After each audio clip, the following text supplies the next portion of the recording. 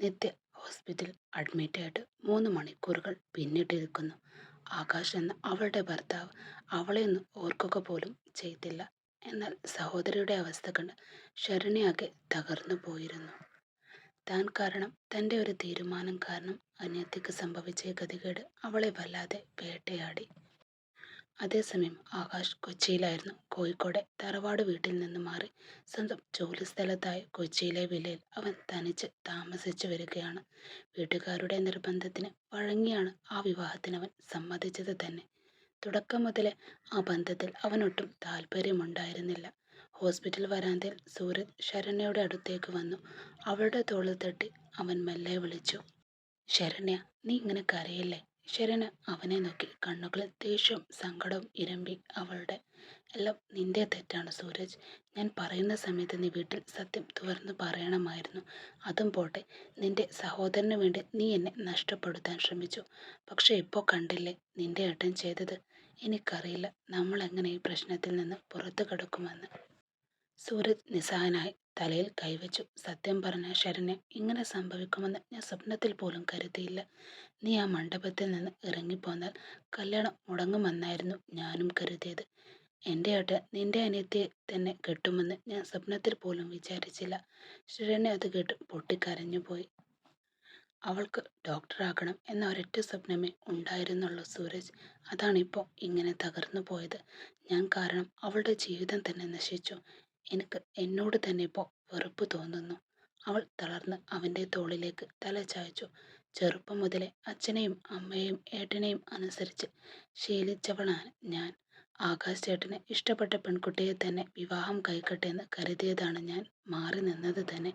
പക്ഷേ അവസാന നിമിഷം നീ എന്നെയും കൂട്ടി ഇറങ്ങി വന്നതുകൊണ്ട് ഇന്ന് എല്ലാവരുടെയും ജീവിതം ഒരുപോലെ തകർന്നു. ഒന്നും വേണ്ടിയിരുന്നില്ല ചിത്തേട്ട, മീനാക്ഷിയമ്മ സങ്കടത്തോടെ പറഞ്ഞു. അവൻ തനിയെ ജീവിച്ചോട്ടെ എന്ന് കരുതി നമ്മൾ വിട്ടതാണ്. എന്നിട്ടും നിർബന്ധിച്ച് കെട്ടിച്ചു കൊടുത്തു. ഇപ്പോൾ കണ്ടോ, ആകെയെല്ലാം കുളമായി. ജിതൻ തൻ്റെ ഭാര്യയെ സമാധാനിപ്പിക്കാൻ ശ്രമിച്ചുകൊണ്ട് പറഞ്ഞു. കുടുംബത്തിൻ്റെ മാനം പോകാതിരിക്കാൻ വേണ്ടിയല്ലേ അനിയത്തിയെ കെട്ടാൻ പറഞ്ഞത്. ഇപ്പോൾ അവൻ ദേഷ്യത്തിലാ. അത് മാറിക്കോളും. അവനെ പറഞ്ഞ് മനസ്സിലാക്കാൻ അല്പം കഷ്ടപ്പെടേണ്ടി വരും. ആദ്യം നിത്യയെ വീട്ടിലേക്ക് കൊണ്ടുപോകട്ടെ, ബാക്കി നമുക്ക് അതിനുശേഷം നോക്കാം. ഇനി അവൻ അവളെ ഉപേക്ഷിക്കാൻ പറഞ്ഞാലോ? മീനാക്ഷിയമ്മ ആശങ്കയോടെ ജിതൻ്റെ മുഖത്തേക്ക് നോക്കിക്കൊണ്ട് ചോദിച്ചു. അങ്ങനെയൊന്നും അവൻ പറയില്ലടി. ദേഷ്യം കുറയുമ്പോൾ അവരെല്ലാവരും മനസ്സിലാക്കിക്കോളും, ജിതൻ ഉറച്ച ശബ്ദത്തിൽ പറഞ്ഞു. എന്നാൽ ആകാശാകട്ടെ തൻ്റെ വില്ലയിലെ മുറിയിൽ അങ്ങോട്ടും ഇങ്ങോട്ടും നടക്കുന്നു. അവൻ്റെ മുഖത്ത് എന്തോ വലിയ ആശങ്ക നീലക്കുന്നുണ്ടായിരുന്നു. എന്താടാ നിനക്ക് പറ്റിയേ? നാട്ടിൽ നിന്ന് വന്നപ്പോൾ മുതൽ നീ ഇങ്ങനെയാണല്ലോ. എന്താ പ്രശ്നം നിന്റെ? സുഹൃത്ത് ഷാദ് ആകാശിനോടായി ചോദിച്ചു. പെട്ടെന്ന് ആകാശ് വാച്ചിലേക്ക് നോക്കി. എടാ, എനിക്ക് അത്യാവശ്യമായൊരിടത്ത് പോകാനുണ്ട്, ഞാൻ ഇപ്പോൾ വരാം എന്ന് പറഞ്ഞവൻ ധൃതിയിൽ പുറത്തേക്കിറങ്ങി. നേരെ വണ്ടിയൊടിച്ച് ഒരു പ്രമുഖ റെസ്റ്റോറൻറ്റിലേക്കാണ്. അവിടെ അവനെയും കാത്ത് ഒരു പെൺകുട്ടി ഇരിക്കുന്നു. അമയ എന്ന ആമ്പൽ. അവളെ കണ്ടതും ആകാശിൻ്റെ മുഖത്ത് ആ പഴയ തെളിച്ചം വന്ന് മിററിൽ നോക്കി മുടിയെല്ലാം ഒതുക്കി വണ്ടിയിൽ നിന്നിറങ്ങിയവൻ അവളെ ലക്ഷ്യമാക്കിക്കൊണ്ട് നടന്നു.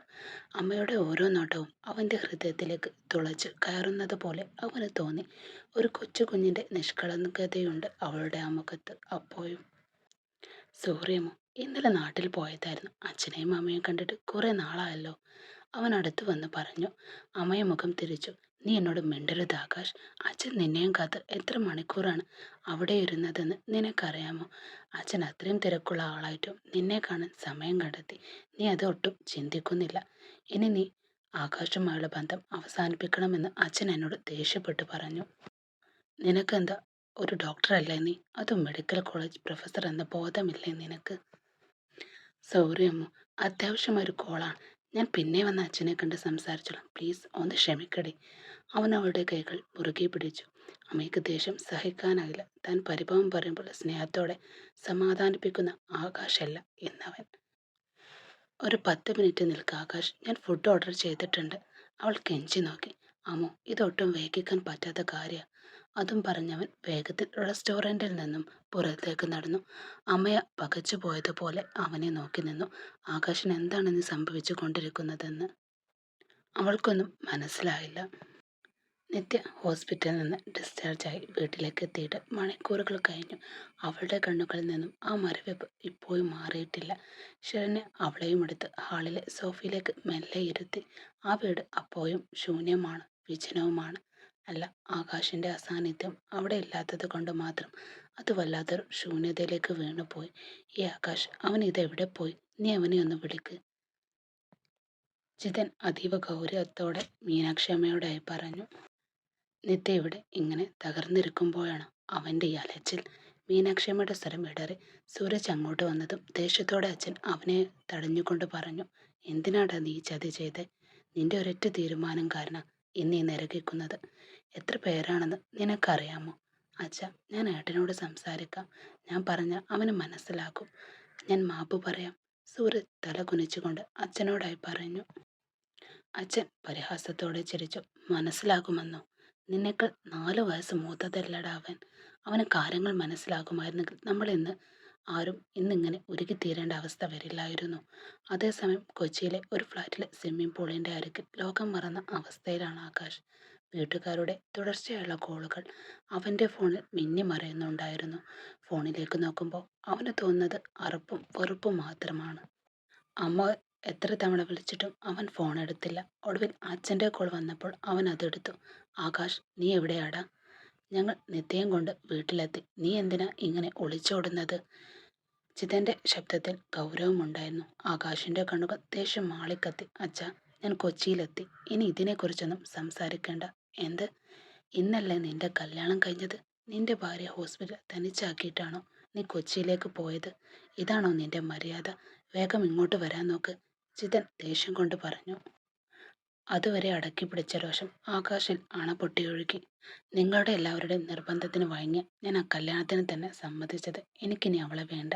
ഈ കല്യാണത്തിനെ കുറിച്ച് പറഞ്ഞ് ഇനി ആരും എന്നെ വിളിക്കരുത്. അവൻ ഫോൺ കട്ട് ചെയ്തു. ദേഷ്യം കൊണ്ട് അവൻ്റെ കൈകൾ വിറക്കുന്നുണ്ടായിരുന്നു. എന്നാൽ ആ ഫോൺ സംഭാഷണം നടക്കുമ്പോൾ വീട്ടിനുള്ളിൽ ശരണ്യയുടെ മടിയിൽ കിടക്കുകയായിരുന്നു നിത്യ. ആ വാക്കുകൾ തന്നെ കേട്ടിരുന്നു. അവളുടെ കണ്ണുകളിൽ നിന്ന് ഉപ്പുള്ള കണ്ണുനീർ തുള്ളികൾ ഒളിച്ചിറങ്ങി ശരണ്യയുടെ വസ്ത്രത്തിൽ വീണു. താൻ ആഗ്രഹിച്ച ജീവിതമല്ല, മറിച്ചും ആരും ആഗ്രഹിക്കാത്തൊരു നിസ്സാവസ്ഥയിലേക്കാണ് താൻ നടന്നു കയറിയതെന്ന് അവൾക്കപ്പോൾ മനസ്സിലായി. ഇനി തൻ്റെ ജീവിതം എന്ത്? അവൾ കരഞ്ഞുകൊണ്ട് മനസ്സിലോർത്തു.